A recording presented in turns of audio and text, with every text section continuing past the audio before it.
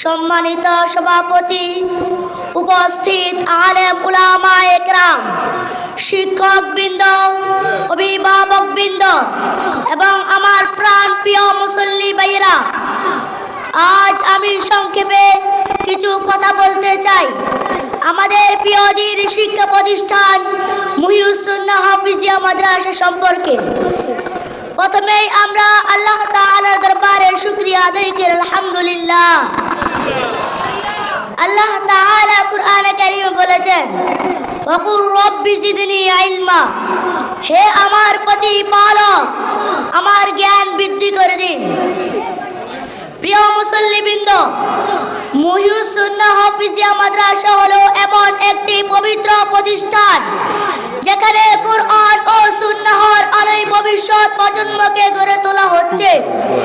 এখানে শিশুরা শুধু কুরআন মুখস্থই করছে না, বরং তারা আদব, আখলাক ও তাকওয়ার শিক্ষা অর্জন করছে।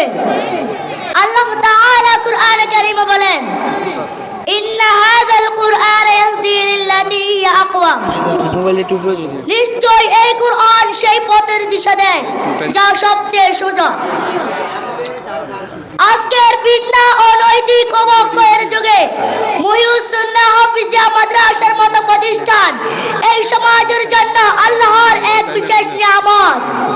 এখানকার সম্মানিত হাফেজ উস্তাদগণ অত্যন্ত আন্তরিকতার সঙ্গে ছাত্রদেরকে হাফেজে কুরআন হিসেবে গড়ে তুলেছেন এবং সুন্নাহ ভিত্তিক জীবনযাপনের শিক্ষা দিচ্ছেন। রাসূলুল্লাহ সাল্লাল্লাহু আলাইহি ওয়াসাল্লাম ইরশাদ করেছেন, খায়রুকুম মান তাআল্লামাল কুরআন ওয়া আল্লামা, তোমাদের মধ্যে সর্বোত্তম সেই ব্যক্তি যে কুরআন শিক্ষা করে এবং শিক্ষা দেয়। প্রিয় ভাইয়েরা, এই হাদিসের বাস্তব রূপ হলো মুহিউস সুন্নাহ হাফিজিয়া মাদ্রাসা। এখানে শিক্ষকরা শিক্ষা দিচ্ছে আর শিক্ষার্থীরা কুরআনের খাদেম হিসেবে নিজেকে প্রস্তুত করছে। আমাদের দায়িত্ব হলো এই দ্বীনি প্রতিষ্ঠানকে সহযোগিতা করা। আল্লাহ তাআলা কুরআনে কারীমে বলেন, ওয়া তাআওয়ানু আলাল বিররি ওয়াত তাকওয়া, তোমরা সৎ কাজ ও তাকওয়ার কাজে পরস্পর সহযোগিতা করো। আসুন আমরা সবাই নিজ নিজ অবস্থান থেকে এই মাদ্রাসার পাশে দাঁড়াই, অর্থ দিয়ে, দোয়া দিয়ে, সময় দিয়ে এবং আমাদের সন্তানদেরকে দ্বীনি শিক্ষায় শিক্ষিত করে। শেষে আমরা আল্লাহ তাআলার দরবারে দোয়া করি, হে আল্লাহ, মুহিউস সুন্নাহ হাফিজিয়া মাদ্রাসাকে কবুল করুন। এখান থেকে অসংখ্য হাফেজ কুরআন, আলেম ও দ্বীনের খাদেম তৈরি করুন।